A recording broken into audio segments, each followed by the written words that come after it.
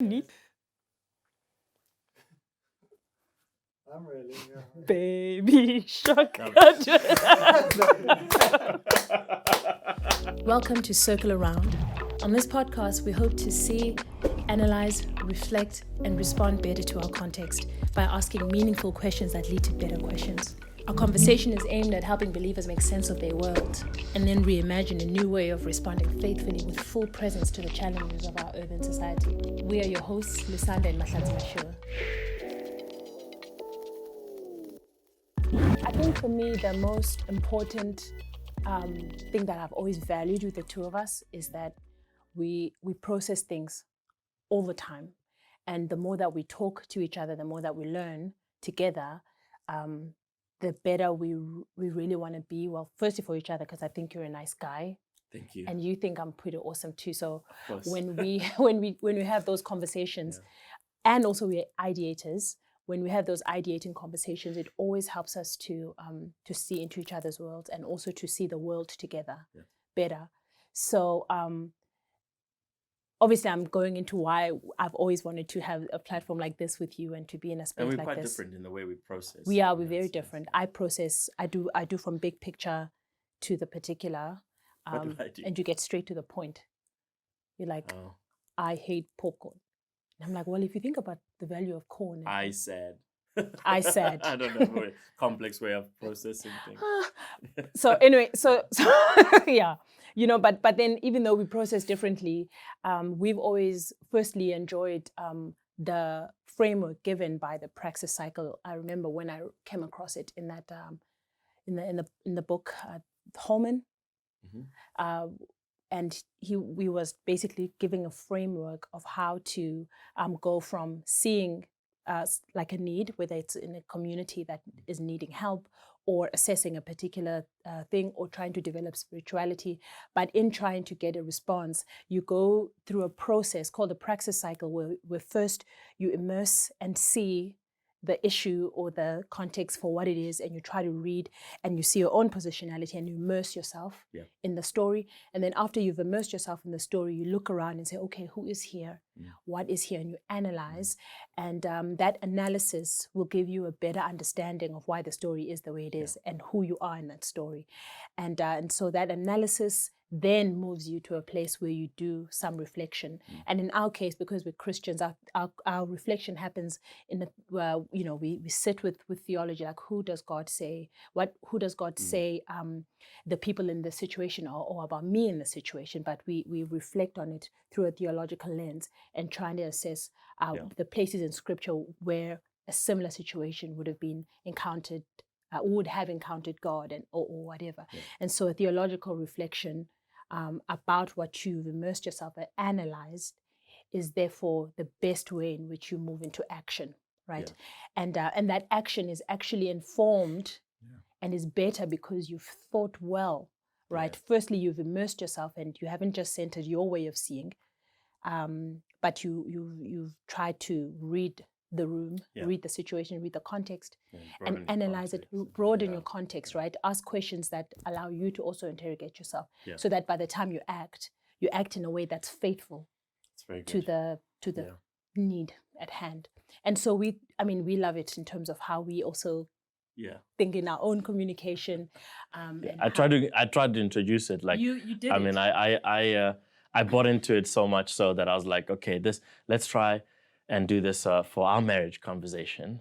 Yeah, I know. And you hated it. I do, because I'm like, no, I have feelings everywhere right now. I don't want to put them through the and I'm basically going, so what is happening? No, we're not yet at why it's happening. Just tell me what is happening.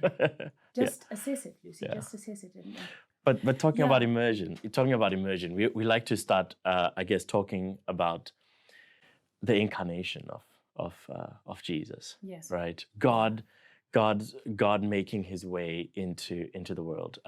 God not standing far off, seeing the mess in the world and just trying to fix it from afar, but getting intimately involved, being part of the solution by being born into it. The word became flesh.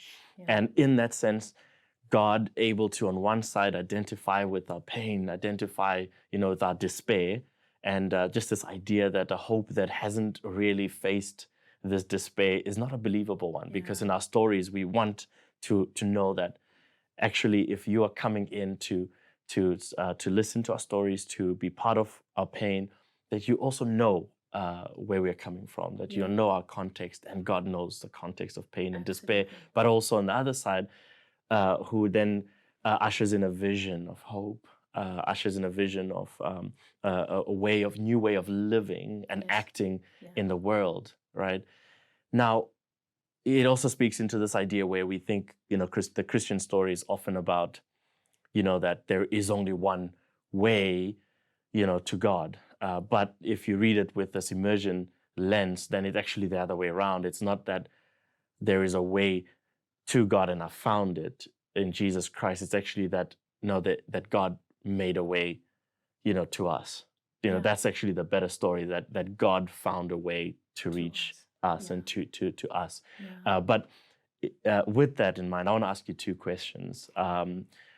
Where have you, seen the pain of the broken world? And we talk about God identifying with the brokenness. Things are not, yet as God intends them to be, to function, and that's often manifests in the different things that are happening in the world, and we experience this pain, I guess, of brokenness in the world. But I also want to ask you this week, where have you seen, this shalom breaking in, where we see this is where the king, rules, and the reign is being expressed, the breaking in of that's right. Where have you experienced that this week? So I love that you started with the incarnation as a way in which God made his way to us. He made his way to us, to this world, to our pain. And the pain that I witnessed this week was obviously the pain of in the death of Nathaniel Julius, and how this 16-year-old boy with Down syndrome was shot by the police. And there's something about the particularity of this story and how, firstly, it brought to the fore for me, firstly, some of the ways in which people from certain communities get treated by police. And not only that there are particular stereotypes and typecasting that's given to different communities, and in particular to the colored community, where there's this assumption that if anyone is shot from the colored community, it's probably gang warfare and violence and so on. And so I remember somebody on social media, a celebrity on social media, posted a powerful post where he said, I wonder if this story would have caught everyone's attention if the boy hadn't had Down syndrome, or if the story would have been written off as, oh, that's just another shooting in another colored community. And so while he said, yes, of course, let's think about police brutality, but let's also think about some of the ways this story could have been brushed off.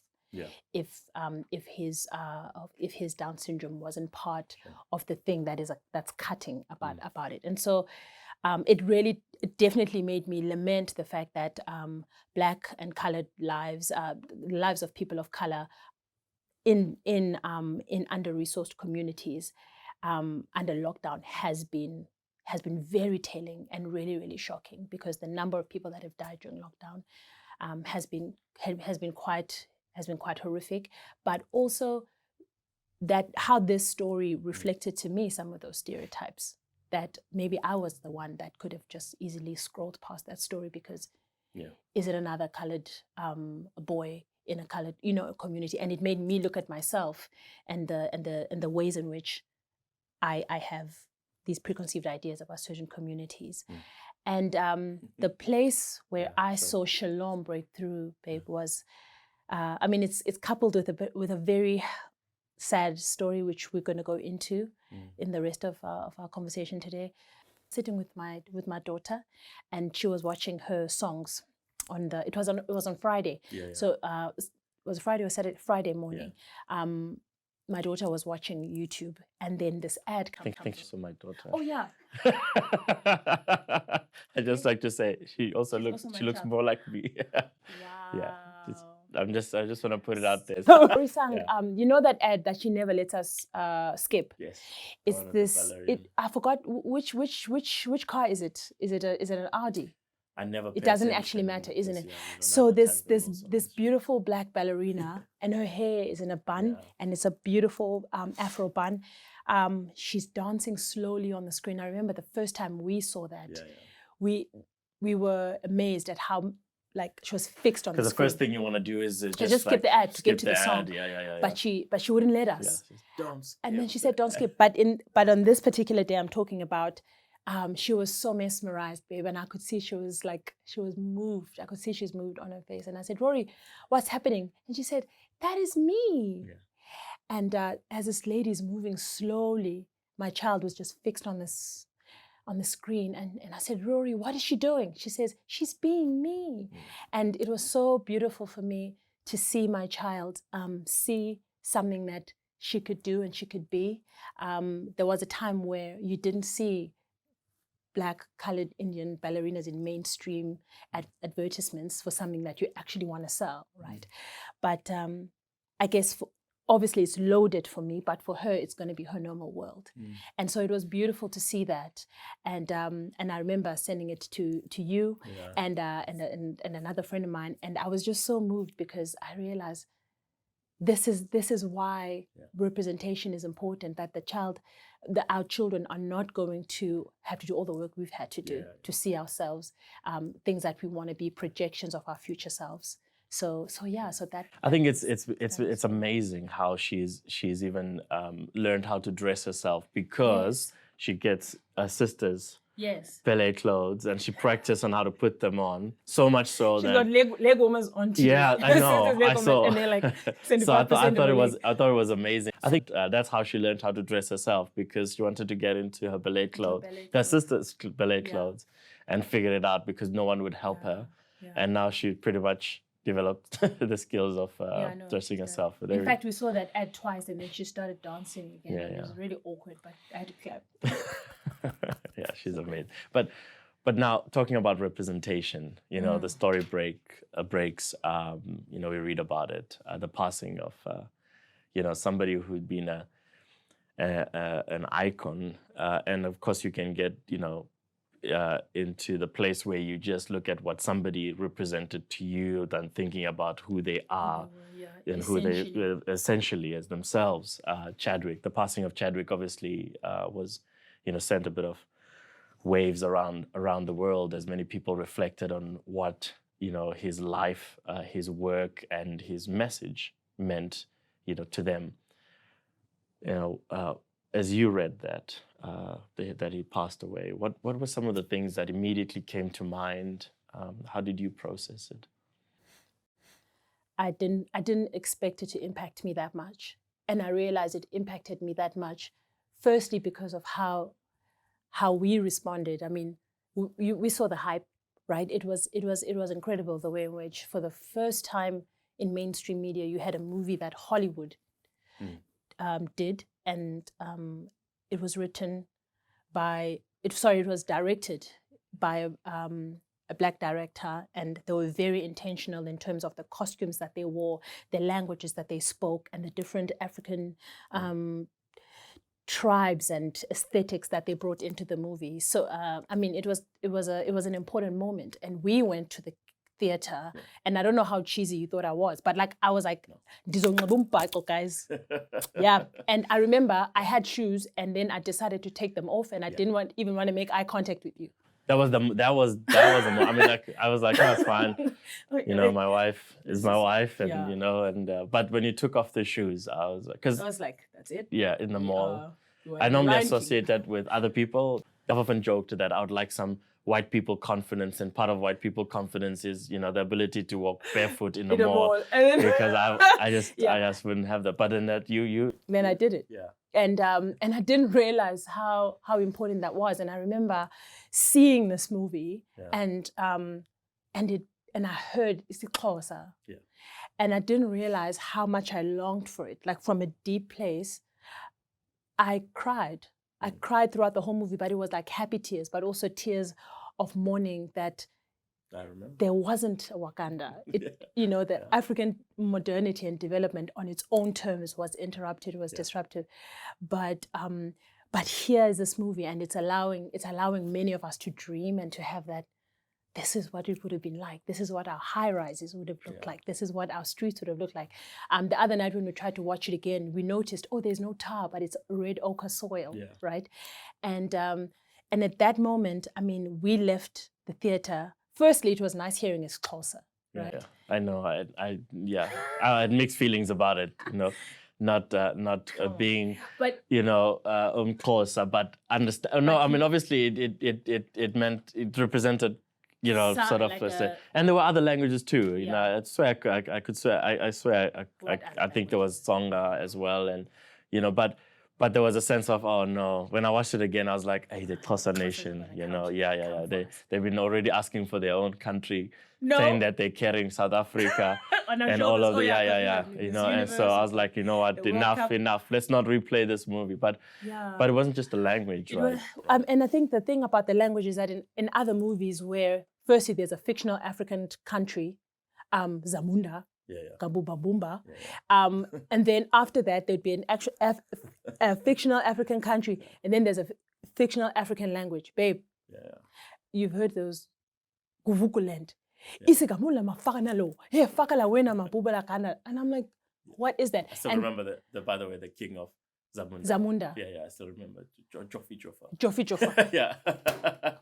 And I'm like, I get it. It's hard to, you know, find an African linguist. Like, I don't really know what the reason would have been, but I appreciated that. And I actually read recently that it's because Chadwick, when they chose Xhosa, is from the Avengers movie where old King T'Chaka gets bombed, right? And he actually heard John Kani speaking in Xhosa, and he asked to learn isiXhosa for that scene, that it's an actual African language. And then with John Kani, they said those scenes in Xhosa.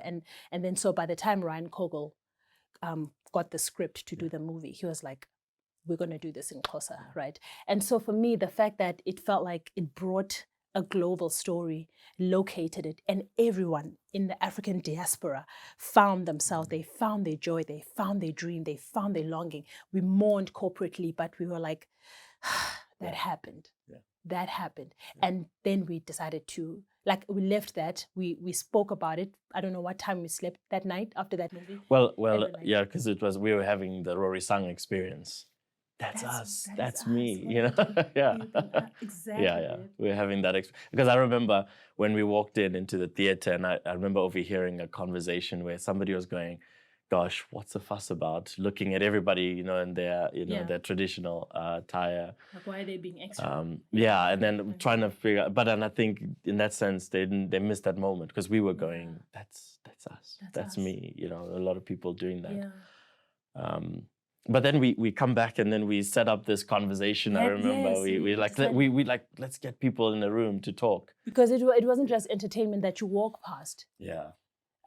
There were things that were brought up. Either it's themes in the movie of women that were protecting women. Yeah. Women that weren't delegated to certain spaces. Yeah, I remember you gave that talk on that night. The women of Wakanda. You know, the women of Wakanda. And even the talk itself was interesting because we invited people to come to a place, and without much like detail, people were like coming.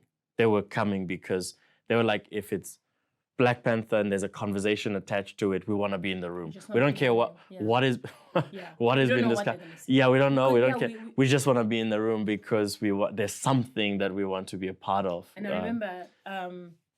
You didn't really want us to put who the speakers were, or even what the titles of the things were, and even without people knowing what the specific topics were going to be about, people pitched because there was a longing to have that conversation, and so.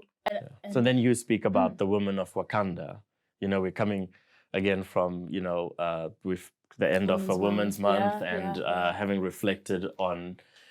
You know, just the pain, but also maybe the opportunities for us to learn and for us to do this differently. Yeah. Now, you know, your thoughts on that, because I remember that was just such an amazing talk that you gave based on the women of Wakanda. The women of Wakanda, yeah. So the women of Wakanda for me make me think about the fact that the way in which I train we train our children now and our daughters, the way in which we prepare where they can expect to thrive, it's really, really important, because I realized I had never seen a young Black scientist girl, right? If there's a girl, she's and I mean Shuri was sassy. Shuri was on top of things. She was a scientist, and it was technology that even the other tribe, the Mbaku's people's tribe, they scoffed at the fact that they would let a child be head of their technology, right? But this girl was at the forefront of the game, and I thought to myself, yeah, I like that. And I remember in the talk, I spoke about the way in which there's these predetermined templates for what girls can do and what boys can do. And I spoke about the way in which the shops are color coded. This is the pink side. This is the blue side.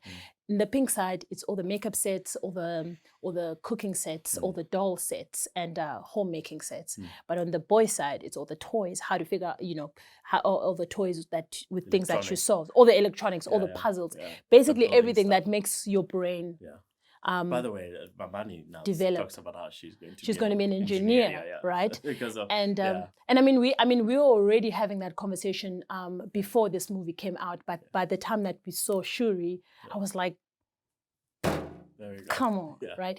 And so so in that talk, we just relayed. I was just investigating the way in which what's the template that we're laying for our boys and girls to thrive together. What's that future going to be when they thrive and they take power together to tend the world? What are the things we're preparing them to do or not be able to do? And so let me ask you on that, because you played a very critical role in how intentional we are with our girls in our home. I remember you even sitting me down saying, okay, what excites me about the way that Case A. Smith has been talking about liturgies as these everyday things that we do that are not just what we do, but things that also do stuff to us, right? That change us. And so we're thinking about discipleship not as just giving people information, but actually, creating, that's right, like these habits, these rhythms in the home that actually do things to us, so that spiritual formation is something that we participate in rather than just sit and just receive. And then you then said, let's do an audit, a liturgic. I remember I love the word you said, liturgical audit, and of our home, and I remember thinking, okay, you're asking the question, what in our home, is discipling or teaching our kids intentionally to embody certain values, but also to become the people that God, is calling them to be. But now talk to me about that. Then because you were somebody who led that in our home, you're very intentional, you're very passionate about it, and to what you've seen now with our girls. So I'll make a quick example about a movie that they were seeing. It was The Little Mermaid. Yes. Right? Do you remember that moment? I do remember that. I remember the moment because I overheard you teaching them about that movie. I heard you chuckle. I did, because so many people talk about that movie, and I guess it's about romance, it's about determination, and I thought, it's very interesting as we decided that we're not going to, protect them or keep them away, but we're going to shape them and teach them as they engage with because that's what we also stuff. want them to know how to do. It was just to speak into culture. And then you say to the girls, so I walked past and all I heard, maybe you can give the better context here, because all I heard was, so girls, with Ariel, you see that she was willing to give up her voice just so she can be seen by a boy. Girls, the moral of the story is, don't give up your voice, so that you can be visible to a boy. Yeah, that's all I heard, and I just chuckled, and I was like, okay. #Andizi. This is not my conversation. Babes. I remember. I was. I mean, when it dawned on me that, wait a minute, this is what's actually happening here. I mean, people can say that I'm reading too much into it, but I remember that when I was growing up, I just fell in love with the story. All I thought was, oh, I want to be a mermaid. And I romanticized this idea of losing my voice. One day a prince will see me. And then eventually I'll get back my voice because he's going to kiss me and it's going to be all great. Yeah. Right? Yeah. But then, you know, when the kids are yours and the girls are yours, you begin to think a little bit like, how do I want them to experience the world? Yeah. And how do I reverse engineer a woman who is not going to be dependent on the liberating kiss of a boy in order to be who she fully is. Yeah. So then I saw this story, and that Ariel was given a choice, right? Yeah. She saw the prince, thought, I like Prince. And then Ursula, who wanted the kingdom, right, thought, okay, I'm going to trick this princess into giving me her voice. And I'm going to tell her that if she gives me her voice, she's going to be able to go be with the boy that she wants, provided that the boy kisses her and the boy chooses her, right? Anyway, so then I struggled, and I thought, should I switch off this movie or should we just watch it and then we debrief later on? I thought, okay, let's watch the movie. So we watched the movie. And then, but while that was happening, while that choice was happening, and I needed them to realize, I mean, I don't know if they got it, but I'll tell you what Amani said. Okay, you tell me. So I just realized there what was happening is that this is where Ariel was now going to see her visibility to the boy as her prize.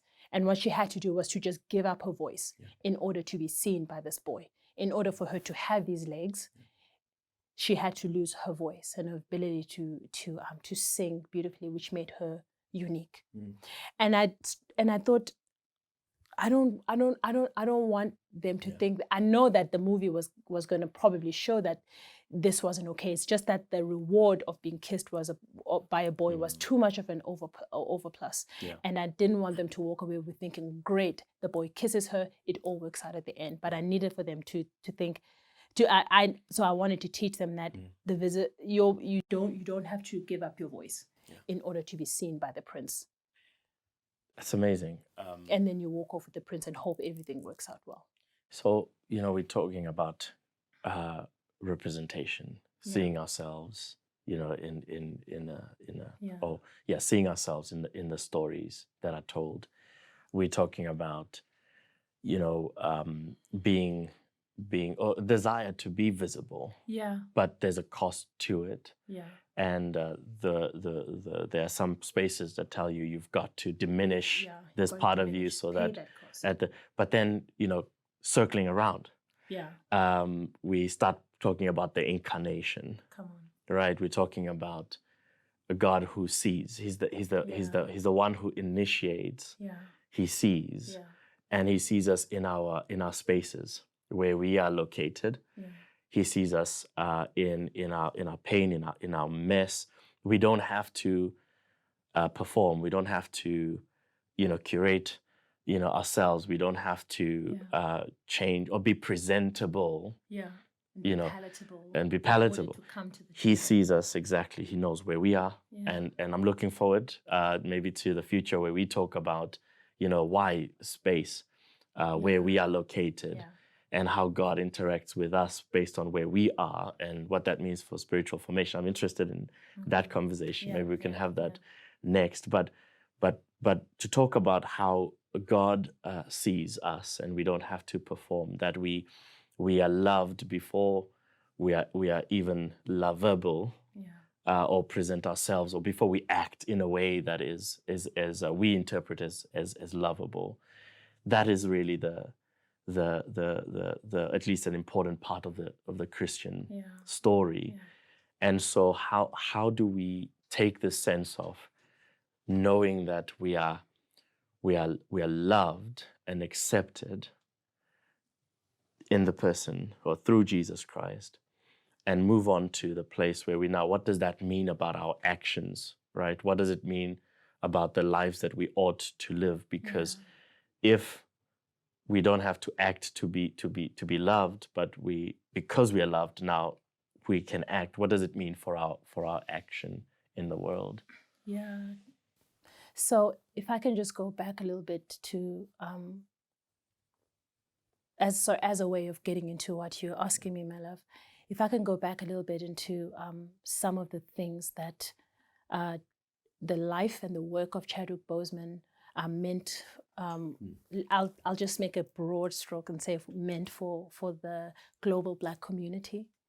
It was that in the last 4 years, firstly, I mean, he's been living with a sickness that had been wasting his life away, but it seemed that he made sure he had to be intentional in the roles that he chose. Yeah. He was very deliberate to not take roles that would typecast him, because the typecasting meant that it's not just his own career that's affected, but it's also the image that Black boys and other Black people will see are acceptable to play. Those are the parts that someone like you takes. Yeah. Right. And I love that his legacy is that these 4 iconic movies that he's mostly remembered for. I think there might be other things that he was involved in, but he was mostly remembered for Thurgood Marshall, James Brown, T'Challa in Black Panther, and I forget the one. All these 4 movies had to do with him saying, I'm not going to choose the role that everyone else says that I must play because this is what people like me play. I'm going to choose the role that I want because I've got agency in the story and I have a story to tell. Yeah. And there's something there for me, babes, that's really, really important, because in life, we know that everybody else will have an opinion of who you're supposed to be and where you belong, and that's what the apartheid does.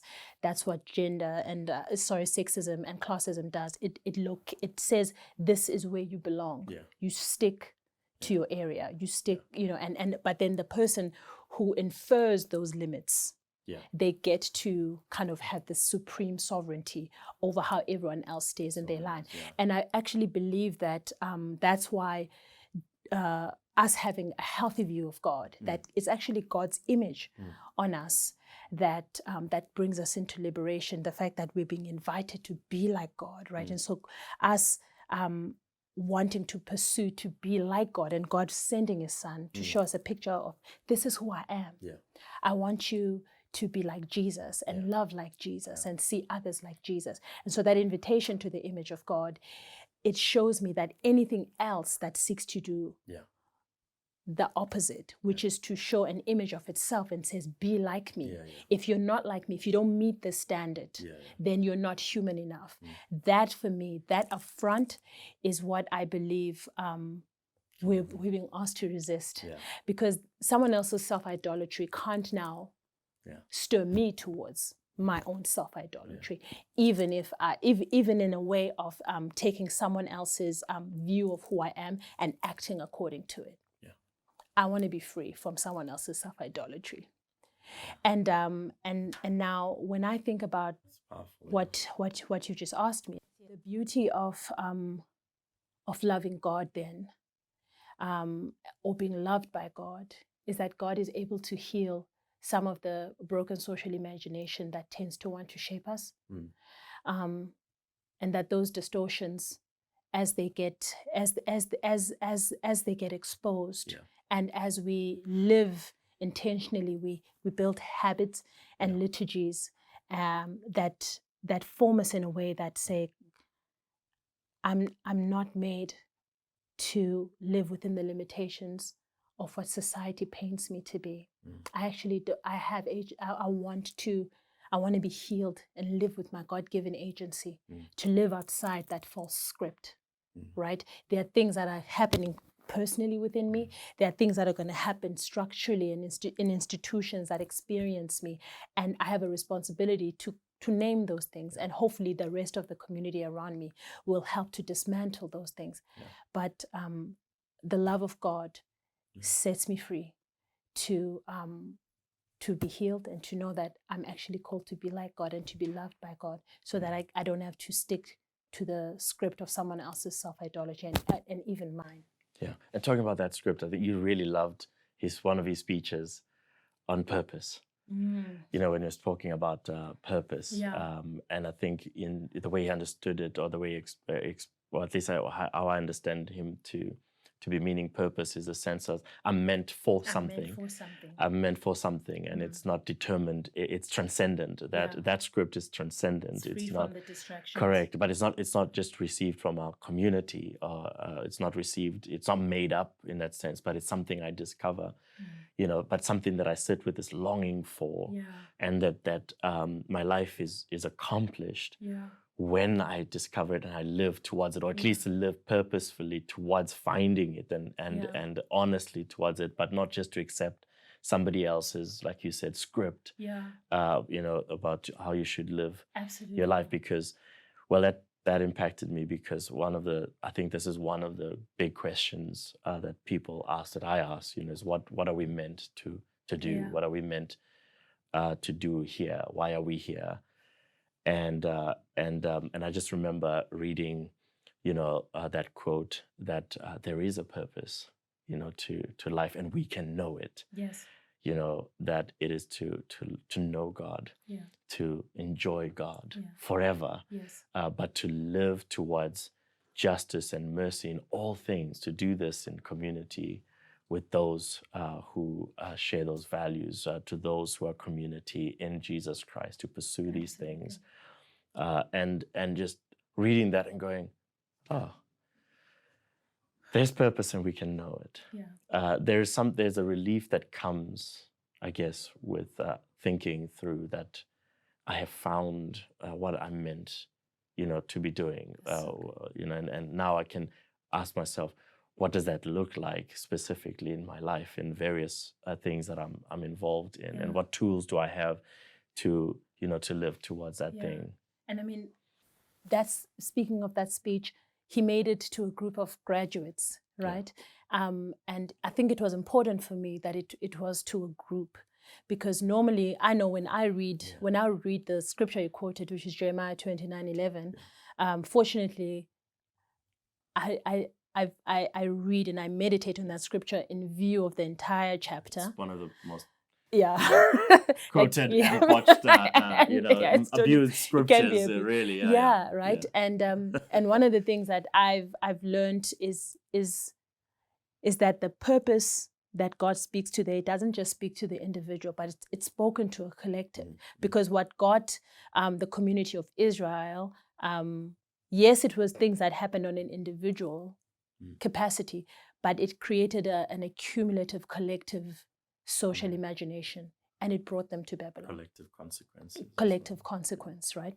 And so again, to hear that scripture being told to a group of young Black graduates from an HBCU, historically Black college university like Howard, was significant, because there's something in the African community, even in the diaspora, that says my well-being is not just for myself, but it has to sit within the wellness of the collective. And that's where our actions are brought into accountability, right? So then it's not about how I live and the knowledge that I accumulate. It's not for the sake of knowledge itself, but it's to be embodied. And when I pursue embodiment, I'm pursuing accountability. I'm pursuing that what I believe is going to impact your life, my love, and our children, and how our children heal or not heal the city.